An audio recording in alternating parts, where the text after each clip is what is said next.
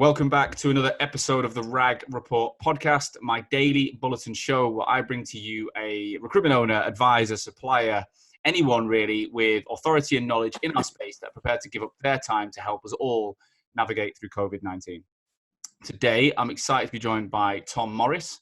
Tom is the Managing Director of TDM Recruitment, a property-based recruitment agency headquartered in Canterbury. I think he did have an office in London, not sure he still does. And Tom is a guy I know really well and has had some big press actually in the last month or so around what some of the decisions he's made and how he's gone about the reaction to COVID-19. So I think he's going to offer some real interesting insights into what it's really like for agencies at the moment. So Tom, thanks for taking the time, mate. Morning, Sean. Morning. Great to have you on board. I feel like we've chatted a lot offline, and now I'm excited to talk online. So, look, I start every show, as you probably know, with the same question: like, paint the picture for everyone. What the hell is going on for you right now? After 4 weeks of pulling a business apart, it's back to rebuild. So, the world is very different, and it's just a very surreal moment for everyone. I know we've talked about it a lot, and becoming a HR director in the space of 4 weeks, a business advisor, it's just a very, very surreal moment. But onwards and upwards at the moment, the market seems to be coming back a little bit. Yeah. So you recruit in the property, like everything to do with new house building, right? House building, property, resi development. Obviously, that's been hit extremely hard. Estate agents can't sell the houses, can't rent, and house building is our bread and butter. I've done it for 15 years now. Business has been 9 years. Started in a recession. I think that served me quite well, actually. The fact that started when there was no money in the hardest market we've seen. A lot of people have asked me actually about the similarities, and I know you've covered it with a few other people on your podcast, but this is very, very different to the recession. Massively different, or to the financial crisis, for a number of reasons. Clients still want to recruit, they're just constrained by the logistics of doing it at the moment. Even when you look at Zoom and what have you, there's still a hesitancy to do it. We've got a couple of clients who are recruiting at the moment, and I put a post up, was it 2 weeks ago, I think it was, saying we only had one job, where normally we'd have about 150, 200. On the back of that, a few new clients and some old clients have come to us and said, look, we are recruiting. They're using Zoom, but it isn't, they're still very hesitant to do it. It's, we'll do all the first and second stage, but we probably still want to meet them face to face, whether that's in a field or something like that. I don't know, but just in the field. Yeah, just sat in a park or something like. I don't know, but the house building and residential development industry is a very old school industry in the way it operates. Very traditional. It isn't like IT or tech or pharma or anything like that. It's an industry that still relies on heavy perm employment. There isn't much contract, temp, and that will be the constraint going forward.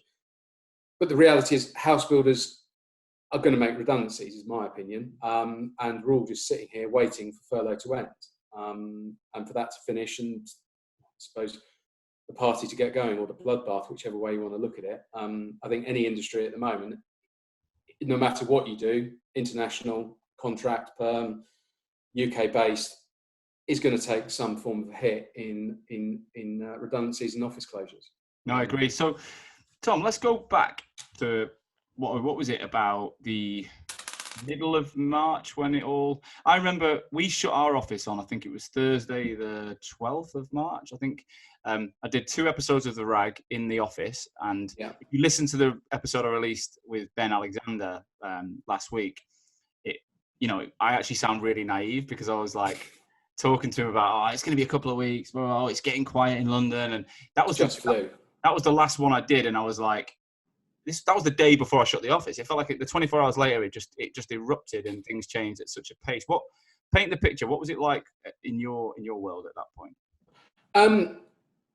Obviously, I put that video up a couple of weeks ago about it all, and I went for a client meeting with my brother in Hertfordshire, and we were in the car, and it was really surreal then. I'd closed the London office the week before, and those guys were all working from home. They were already working from home anyway. It was just a formality closing it. I got up that Sunday and I'm in an iron as to whether to close the Kent office. And we're going to keep it open. And I got up the Monday morning and I walked the dogs and I thought, actually, no, this feels a little different. I need to shut the office.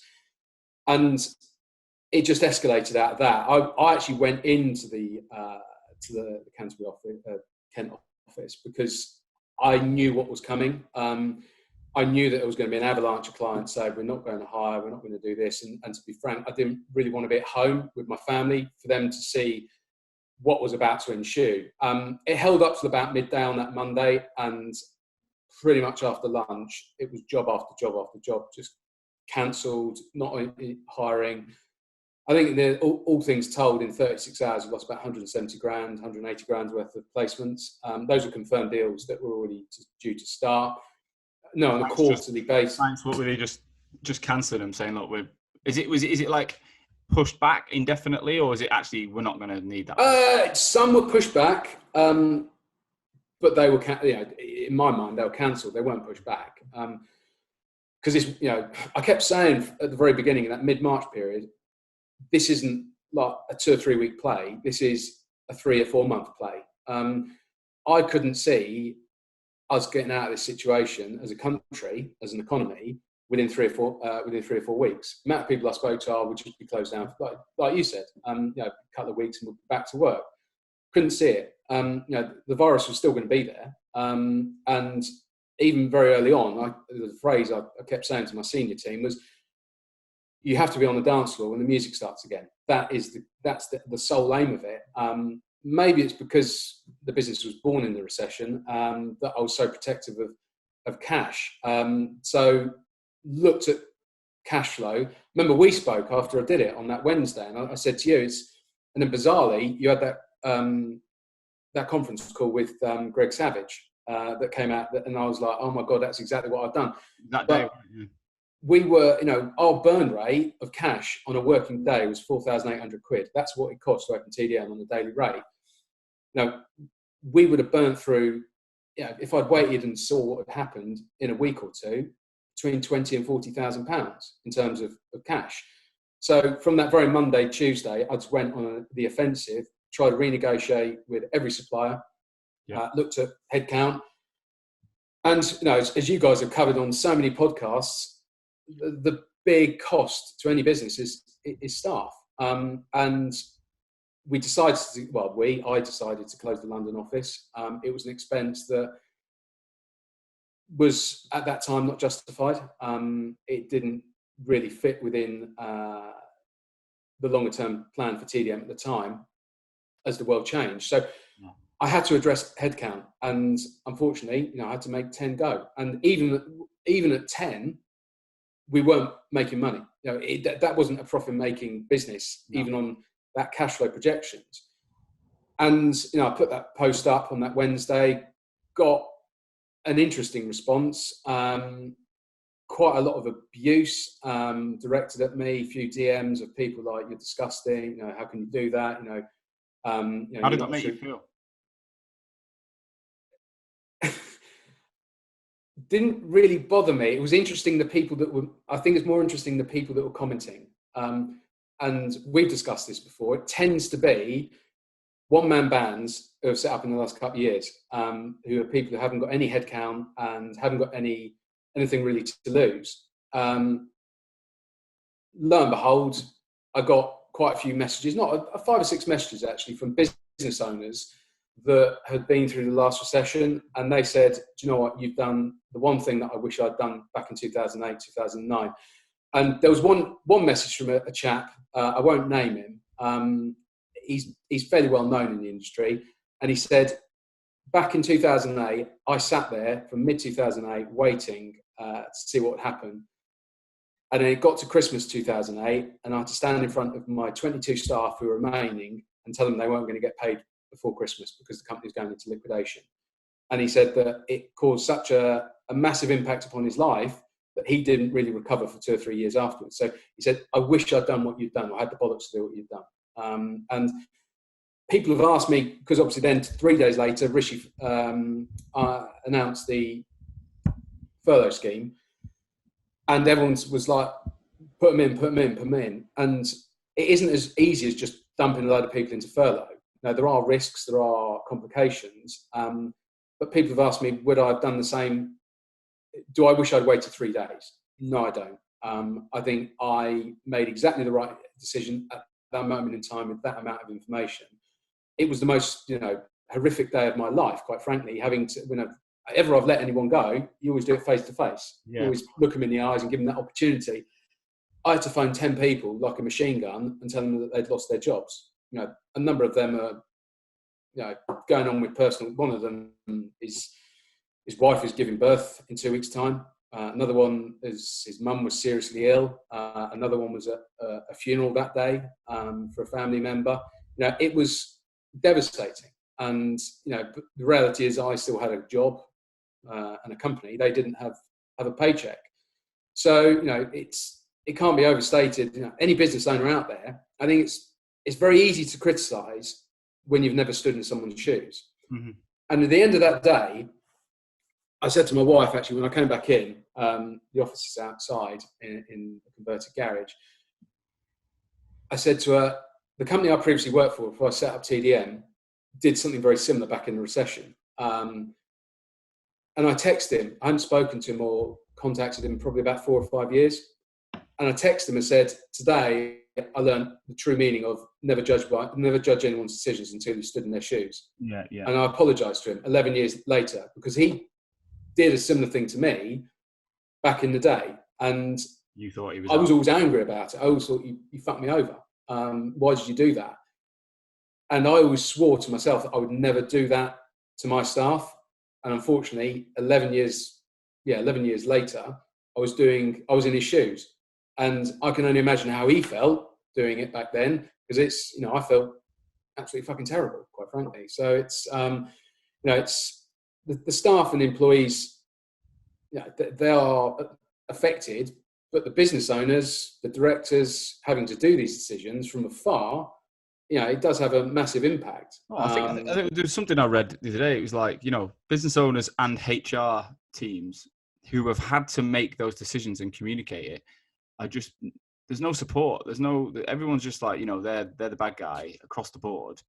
And I get why. Like, look, no one likes mass redundancies, and we know we're letting people out into a market that there's not that much opportunity. It's horrendous. We know that. But at the same time, for the mental health and the well-being and the livelihood of the people that have had to also make those calls and communicate, that's not easy by any stretch. People didn't enjoy that. And I think one thing I would say about you, Tom, is, you stood up and put yourself out there when 99% of people that did it didn't. So, you got a lot of press and abuse off it, but you also got a lot of, I reckon, you made a lot of people feel better about what they did, because you were prepared to be candid like you are today about it. And a lot of people are frightened to do that. But one thing that's happened, obviously, with the furlough announcement, it's meant that, those that were let go have now had it's good and bad. Like, Rishi's announcement almost just then meant that everyone who was let go goes, well, surely now you've got to furlough me. And it's like, well, everyone then feels like, have they got an obligation? Do they make that decision? What did you later do? I put them all into furlough. But it isn't as simple as putting people into furlough. There are businesses that have and businesses that haven't. And actually, on the back of because I put that post up, and then I've had 3 or 4 people, recruiters who had been let go, message me saying, "Oh, I see you put them into furlough. My employer won't put me into furlough. Did it cost you anything?" I messaged a few of them back, and I just said, "Look, I can't possibly comment because I don't know the circumstances underneath." The biggest problem with the furlough scheme, and it goes live on Monday, is that there's no guarantee that the government is going to pay you by the end of this month. They're not. No way they'll do it. I can't see it personally. We're talking, what is it, £40 billion? I reckon they're going to have to pay in 7 or 8 working days. Trying to set up direct debit mandates for that many people, you can't do it. So, companies might not have the cash, and they might not really want to put themselves in that position of the great unknown. So you can't, every business is different. I thought it was the right thing to do. I had a long chat with my wife, a long chat with my dad, and the senior team at TDM. And do you know what?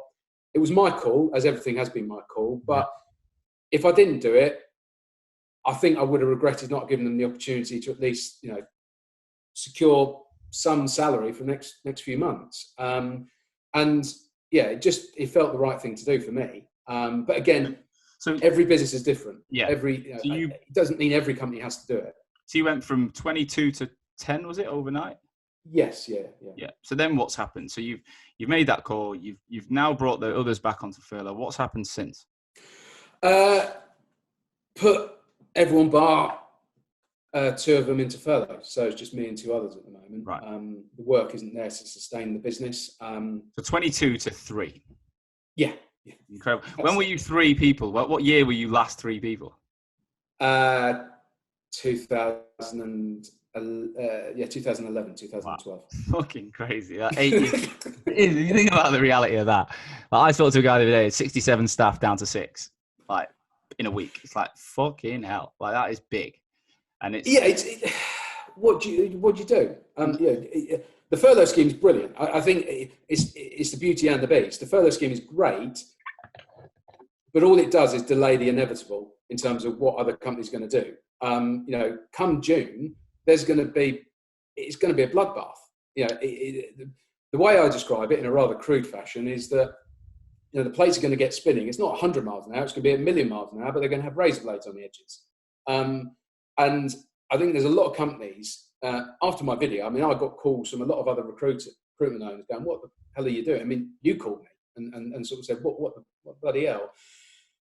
It's to do with cash flow and the issue there. But if you don't address the underlying issues of your fixed costs, you are not going to have the time come June. You don't have that luxury to then look at costs because everything's going to get going again. So furlough's great, but it will cause loads of issues. And it won't stop the mass redundancies, particularly in our industry. I look at it like this whole situation is making us all, including myself, everyone, reevaluate their business plans, right? What were you trying to achieve? How were you trying to achieve it? And were you fit to do that? And actually, since this has happened, because this has ripped us all apart, this is just completely, if you'd have said 2 months ago, 3 months ago, in December, you're having your Christmas dinner, by end of March, you're all going to be locked in at home and you're not going to see you'd have gone, well, fuck off. It's like a film. It's not true. But it's happened, right? It's literally mental. When you analyze what's going on, it is nuts. But anyway, it's made us all go, right, what have we had to do? You've done what you've done. I've done what I've done. We've all done what we've done. We've made decisions, I think, to protect ourselves, to put as much, put some rigor around what we need to do. And then you go, if I survive this, which I'm confident we will, and I'm confident you will, I'm confident a lot of really good businesses will, do we go back to the same model? Do we go back to how we were before? Because I liken it a bit like having a heart attack, right? Imagine you have an heart attack. You could be relatively fit, you might not, but you have an heart attack. When you come out of that hospital, if you come out of that hospital, are you going to go back to living the exact lifestyle you lived? No. You're going to go baking butters every other day. You're not, are you? You're going to change your cholesterol level. You're going to change your habits. You're going to get fitter. You're going to do things differently. Now, again, heart attacks don't tend to happen to the most fit businesses, to fit people. But the point being, you will make decisions and change certain things naturally because you're going to be in a completely different environment now for the foreseeable. So, I guess let's find out what the 3-man operation you've got now. I mean, I've spoke to the team. I understand what's going on, but for the listeners, like, what does that look like, and how do you feel about it? How do I feel? It's quite, daunting to begin with when you think, shit, I've had all these people around you, and my job of 5 weeks ago, was managing a business, managing a team, a set of staff, managing projections, overseeing stuff. Today, I'm doing stuff. I'm not, for the last 4 weeks, I've been getting my hands dirty because no one's ever, it's startup mode. Any business of any size, unless they go back to startup mode, are fucked. Because you can't sit there in your ivory tower, not picking up the phone to clients. but critically, the thing we've done is we've not sold. All the work we've got that's come in, similar to you guys, has come in inbound. Everything has come in the front door. It's offensive at the moment to sell, I think. I had someone try and sell me a cloud service solution last week, and I was just like, mate, do you not watch the news? Leave me alone. Now, you've got to sell in a more clever way, in a more discreet way. And I've got to do that. I've got to, when the team come back in June, there's got to be a business. There's no point me sitting there looking at cash flows, looking at projections, looking at all this, and then directing everyone. I've got to go and do it. And I've been heavily involved with you guys on marketing, more so normally. I'm doing candidate calls, business sales calls, not sales calls, but catch-up calls with clients, speaking to them, seeing what their world is like. And that's my day-to-day. I've never worked harder than when, probably it's the same as when I set up in 2009. Even that video, you did one video that took you, a few minutes to produce, and it actually yielded jobs, right? Whereas you could have sat there cold calling everyone in your database and spent hours and hours doing it, and might have come across more salesy and more pushy. And whereas instead you put yourself out there to the audience you've already built, and then you're effectively letting them call themselves out, because the guys that watch are going to feel something, are going to go, well, actually, yeah, I do or I don't have something. Like, it's that regular. I always say, whenever we're talking before COVID, like the big thing about inbound is it allows you to be in the face of clients regularly without having to make that annoying Friday call where you're like, oh, how's your weekend? And that recruiters have got the KPI to speak to that person every 2 weeks or whatever. And it's fucking painful, and it's dull, and it's repetitive, and it's difficult. So inbound's about getting around that and being, not only acquiring new people, but engaging those that you've always known, but more regularly in more meaningful ways. And I think what you've done, you've been an example of that. It works really well. I think, Sean, it's about the way I described it to the guys to Simon and Faye, was brand TDM. That was the project for the last 3 or 4 weeks. It's just been, I've been on LinkedIn a lot, pushing a lot of content out. We've got a survey coming next week. And that's what any business, that's all you can do. If you go on LinkedIn at the moment, all the recruiters have disappeared. Well, the first couple of weeks I was sending pictures of their work at home setup, which often was an ironing board and a laptop, and they thought that was hilarious. But you quickly find that most people on LinkedIn have actually they're either scared of saying anything or they've got nothing to say other than a job. So if you provide content, in my opinion, whatever that looks like, then it's got to be honest and truthful. Again, I put a post up a few weeks ago about people posting jobs and pretending it's business as usual. It isn't business as usual. And if you're just honest about it, I think people appreciate that. Maybe I'm oversimplifying things. I don't know, but I think people can read bullshit from a mile off. And would I be recruiting in this current market? No. So why would you expect your clients to? Sid Barnes said it. He said it really well. He's like, you're not out shopping for clothes, but you are food shopping. So from a recruitment perspective, you've got to find those essential roles, the mission critical thing. There are things certain companies of sizes will need to. They'll just need. Oh yeah, we've got them. Yeah, there are jobs out there. You just got to find them. But you've got to. I think rolling back 4 weeks when I made the decision to let people go and then bring back and furlough.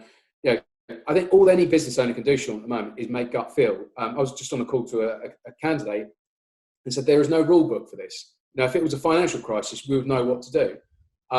There is no rule book for the world's economies being stopped.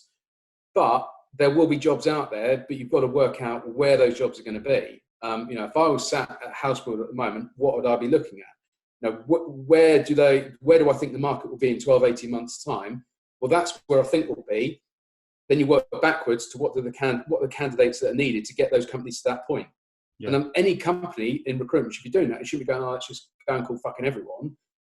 What do you think are the key people are going to be needed in any industry in 18 months' time to get them there? To me, it's fairly simple. You work out, and I think in any industry, not just in house building, sales are going to be critical because anyone can sell in a good market. It's like recruiters. Any recruiter can recruit in a good market, in a candidate poor, job rich market. But in sales, when it's a shit market, when no one wants to buy, the really good people come to the fore, and they're the ones that are really wanted. So, for any business, in any market, in any industry, you should be looking at the people who generate cash. If they generate cash, then if they're high performers, then your client's going to want them. If you can phone up and say, look, I've got someone who's done, 4 years has been top salesperson at this business, has generated X millions worth of revenue, blah, blah, blah, blah, and there's their P60 for the last 2 years. Who's not going to look at them? Do you think recruiters will move much after this? Yeah, 100%. Yeah, I'm quite open about this. I think there's going to be two camps. I think it's going to be old school, the ones that, I've said it so many times. There's going to be a load of recruitment business owners that's going to say, right, out of lockdown, all of you need to get back on the tube or the train. We'll see you at work at 8 o'clock. You've been doing a job for 2 months without sight of you back. There will be business owners like that who just want everyone back in the office and don't trust them. And there are some recruiters who enjoy that market or enjoy that world. But I think there will be a massive split of other recruitment companies, and it's something that TDM's been trying to sort of push for quite a few years now, is the work from home crowd. People who could be just trusted, just be left on their own, do their work, go to the office 2 or 3 times a week at most. You still need that office interaction. You still need that team. As good as Zoom is and as good as technology, people still need that interaction, in my opinion. So I think there's going to be a glut, and I think the ones that will move are the senior experienced people. Controversially, I don't think we'll see a great big number of companies set up. I think the market is that severe, and it's caught. The difference between this and the financial recession was that there was a warning. It was drip feed. We slowly went down. Whereas this, you've just gone push like that. So people won't have the result. Like when you set your business up, you probably put some money aside and you knew it was going to happen. Whereas those people drained it all off, none of it left. But yeah, I waited till I bought a house. So I went. I was probably 2014. Yeah, I'd done 2 years, and I started hitting that. That was the year. Then I was on for 200k earnings. I was like, right, now I'm laughing, and I put a load of money, saved enough for a house, bought the house. Then it was saved for the business, and it was just I could see ahead. I had contract revenue. It was perfect for me. Now, anyone who's decided to have a business who's set up their own company in the next 12 months will be putting money aside. Will be going, right, I need to do that. I need to do that. And most people don't suddenly go in one day and then next day they're going to set a business up. I don't know. No, but I think if you're an investor, it could be a very good period, because if you think about all the people let go, furloughed, or just not treated very well, who were thinking of setting up and don't have the money, then if you're an investment arm that could say, look, we are going to back you to grow in this economy, that's a good opportunity. If there's no investment, then I agree. I think people will stay put, but they'll look for an environment that suits what they preferred. There will be people who prefer getting on the train, going to work, and they will look for an organization that's built around that. And like I said, the same thing. Yet there'll be a load of remote recruiters going, fuck that, putting a suit back on, listening to 22-year-olds in the corner talk about who they got off with last Friday. I don't give a shit. I want to be doing my job, seeing my family like that. I mean, even me, mate, I'm I'm bitter about that. No, not really. No. Sounds like you miss it. No. I've definitely gone full circle. I think when I first left and set Hoxo up, I absolutely loved having no office and just, we had a little Regis business lounge, but it was, and we buzzed about, and I enjoyed that year of absolute like fluidity. Then I got a bit like, I need somewhere to put my shit down. I'm sick of carrying a backpack all day, every day. And got the office in East London, then we moved to Bethnal Green. But then even 3 months before this, from about December, I started taking a day, then 2 days from home, and I started to work out. I got more done when I had my own headspace for a few hours in the day. So now I've been forced to do this full time. I think one day in the office, maximum 2, will be the blend for me. I think going and seeing people, having a coffee, just being around. 5 days a week is too much. Yeah, this is the thing of setting. When I set my business up in 2009, 2010, it was the thing that got me down. Being on your own all the time is unhealthy, quite frankly. You need that interaction. You need somewhere to bounce ideas. You need to see and feel and touch people. Well, not touch, but you need to see people. I agree with it. I mean, I said to my wife a couple of days ago, I was sort of trying to push on my team to do work from home and encourage it, whereas I was going to the office 5 days a week, one of the offices, and I was like burning myself. Come the end of the week, and I was absolutely shagged. I was knackered. I'm not going back to that world. There is a better way of doing it, and I think there'll just be a number of recruiters who've gone, do you know what? I really want to set my own thing up. But I can't. It's so scary at the moment, and they've got no savings. And the big thing is that when you set your own business up, and this is the massive misconception, most people think, as I did when I set mine up, I'm going to walk in and I'm going to earn all that money. I build 10 grand on that, and I'm going to earn 10 grand. You don't earn 10 grand. It took me probably about 5 years to earn more than I did when I was employed. And you've got all that hassle extra. You have to work all that time. So when you start it at the moment, you're not going to, if you haven't got a reserve of cash, you're going to you're not going to earn any more money. You're going to earn probably a third of what you did previously. And if someone's dangling a paycheck in front of you, most people are going to go, I'd rather have a basic salary. But I think the world of recruitment will change massively. I think the internal teams, property and house building has not had a massive shift internal. There are some internal teams, but in other industries, there are massive internal teams. I think those will go because people go, that's a massive overhead. That's a big cost. Why we got this fixed cost where there's a more flexible solution we can have and we can turn off and on. So it's recruitment as an industry will change, but change for the better. And I know a number of podcasts you've done, it's something that we're trying to do with TDM for the last 6 months, is move away from a transactional recruiter. Most recruitment companies, they've got all their ethos and their beliefs, and these are our moral code that we go by. Let's be honest, it's all bullshit. All they're there to is to make money. And if they pretend that customer service and all the rest of it, that's they're nice to haves. But if you're not making money, and it leads to the industry being very, very transactional. One night stands. Clients want long-term relationships, want to be wined and dined and looked after and kissed and cuddled. Recruiters just want to get them in the back of the taxi, take them home, and then leave the house at 3 o'clock in the morning.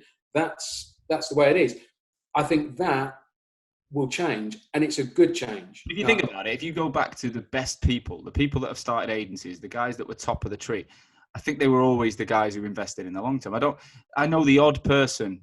Do you know what? I'm not going to name him, but there's someone who I'm quite close to that has probably always been a bit of the burn and churn minds, and he's been super successful, but he's burnt himself out doing it. He didn't enjoy it very much, and I think it's because he never built any long-term relationships. He was just really good at banging in contractors. Whereas for me, it was more than that. I always cared more about people. I always had an edge to push it in, and I'm not just going to sit there and be like your best mate who never does any money and makes any money. But there is an element that I still think about the longer term picture, and I think that is what top recruiters have always done. I put a video up yesterday. I'm sure some people will have saw it, and I'm going to talk about this a lot now because I think it's so important, right? The vision of moving forward with look, I've got a trainee recruitment business. I've got Connects, which hires salespeople into recruitment businesses without experience, right?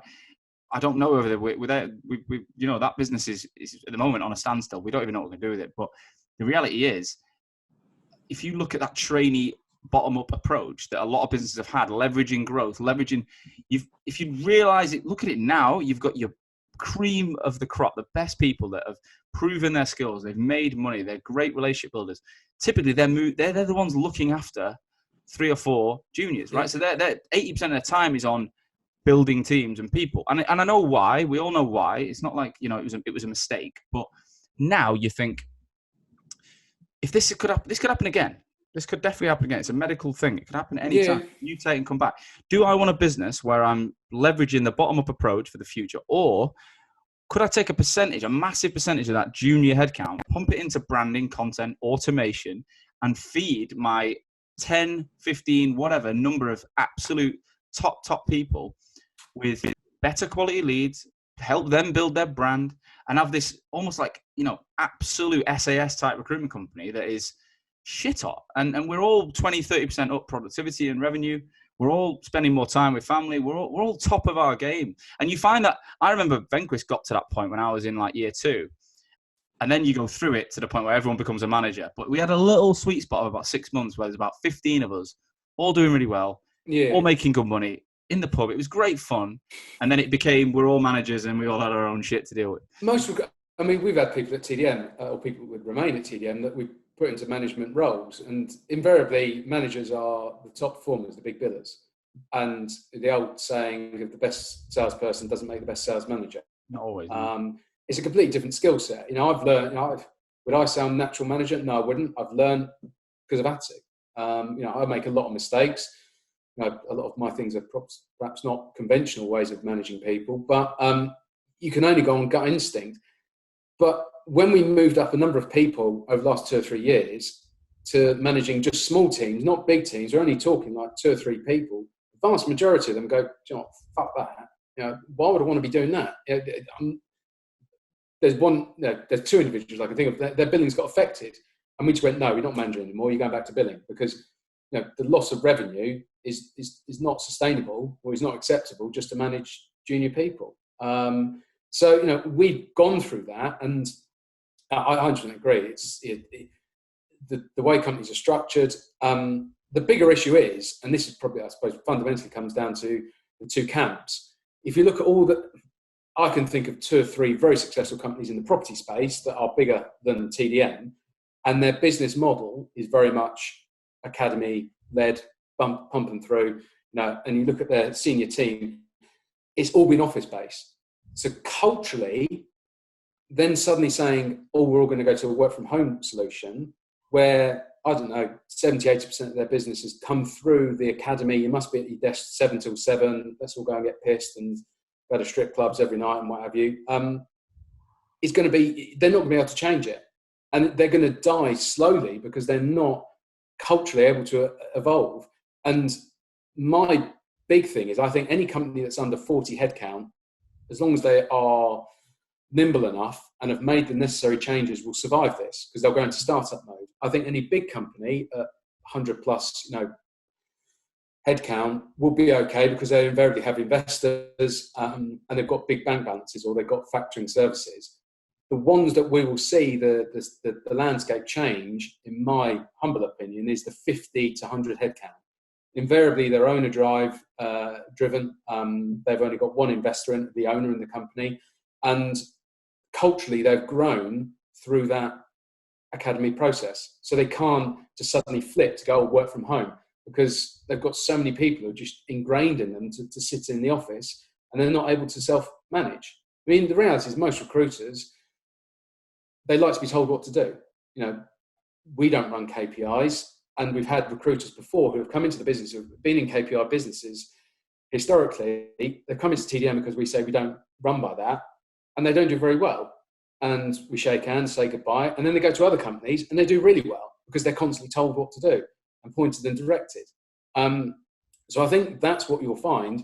I think the very good recruiters will become a lot better, and they'll earn a lot more money, because there are, should we say, so many shit recruiters that will leave the industry. I know this has been covered a few other times in podcasts, but there will be a glut of people who leave the industry who are shit, who cannot do their job unless they're told what to do. And don't want to do it. Don't want to do it. That's the difference. I think it's all about, the skill of recruitment can be taught. It's the will. The will's always been the one that really gets people through it or not. If you really want to be good at this and want to do it, you'll do it. And I spoke to another guy the other day. He said net jobs are down like 70%, but actually, because he's lowered the team down, productivity per head is up. Like the jobs they're getting, they've got better people servicing them. They're winning exclusivity. They're filling. Their fill rate's gone up. And it's like, sometimes jobs are just a big vanity metric, that because you got a lot of, if you don't fill many of them, then you're better off having less jobs that you fill. And it's that whole retained recruitment piece that the likes of Mitch Sullivan bang on about. And I was never a retained recruiter. I was a contract recruiter. But if I went back to recruitment now, I think it'd be senior headhunt permanent retained work, because I think you do want to get paid for it. You want to get the hours based pay. I'm from a search background. That's where I started. So I've gone from headhunt, where I used to do exec search, retainer fees, 25, 30, 35%.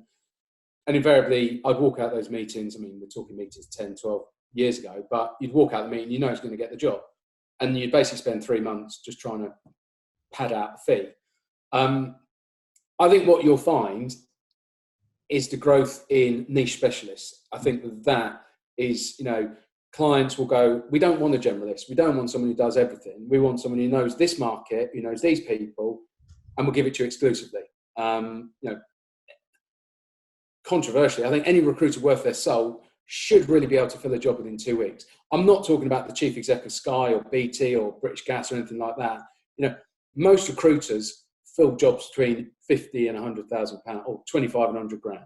Yeah. Now, if you don't know your market, if you can't lay your hands on candidates, and I'm not talking active candidates, I'm talking not even passive, candidates that are perfect for that job that you will headhunt for within 2 weeks, then I don't think you should really be in recruitment, because you don't know your market, or you haven't got the ability. You certainly shouldn't be going pitching for that work, because if you don't know who to talk to about the client or talk to with the client, then you don't deserve to be in the same room as them, as blunt as that is. And that's the model I think will come out of this.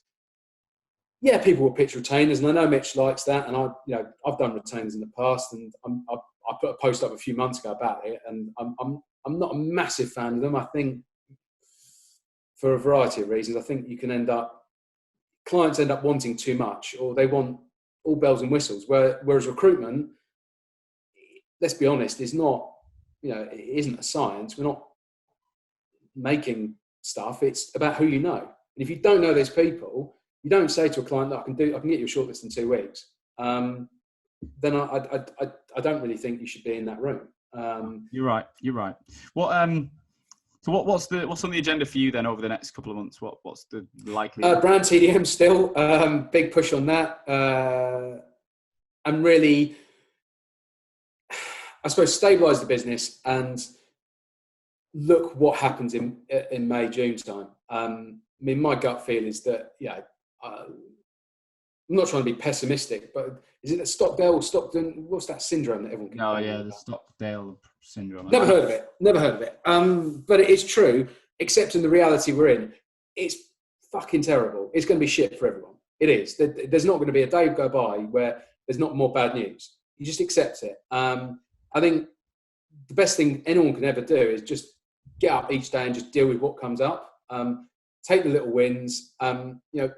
You're not going to. There will be some industries that are booming in recruitment, but we're not going to have massive growth. We're not going to have massive profitability.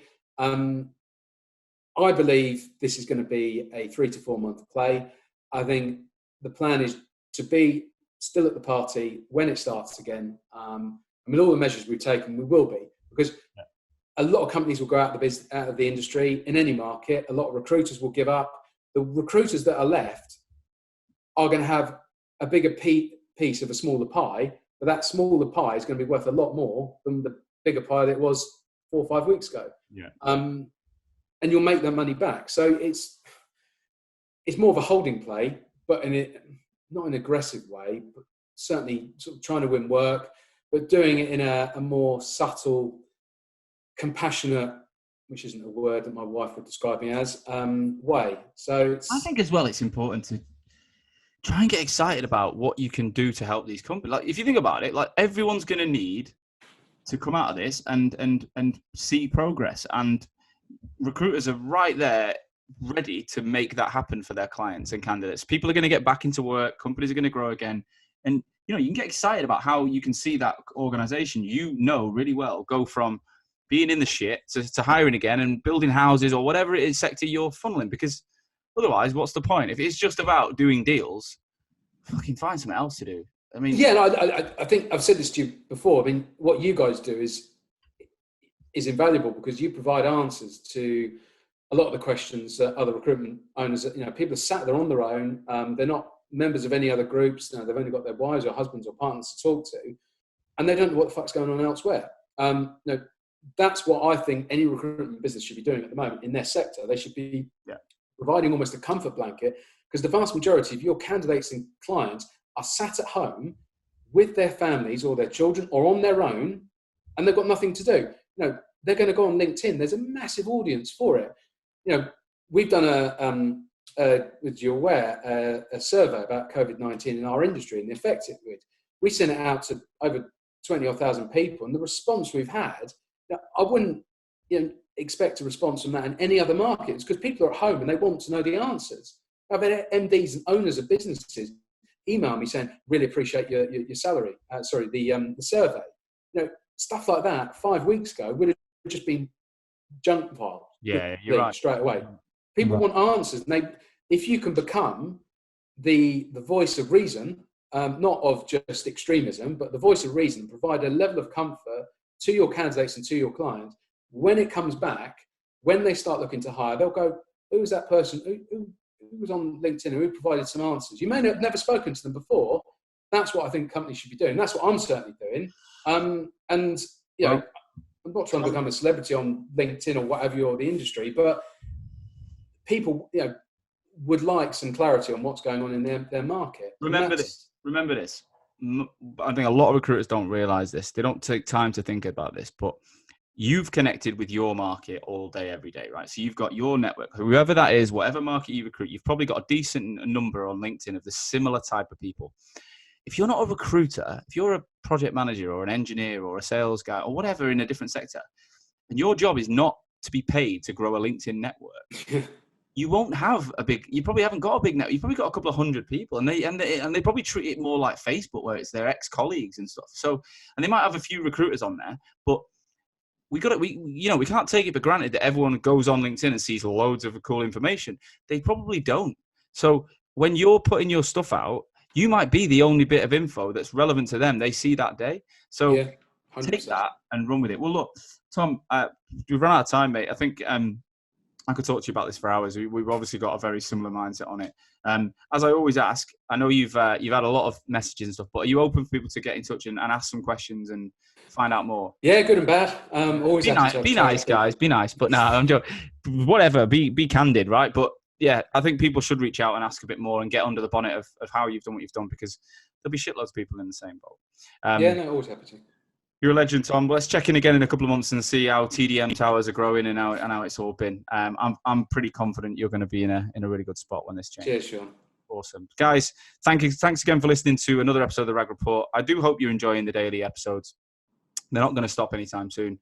In the meantime, I do ask for one thing. No money transferred to listen, but you must share this episode with someone you know. So a colleague, a friend, your boss, even a competitor, someone who would benefit from hearing Tom's story and the rest of our guest stories, because together we're all going to achieve a hell of a lot more and be a lot stronger on the bounce of this problem we're facing.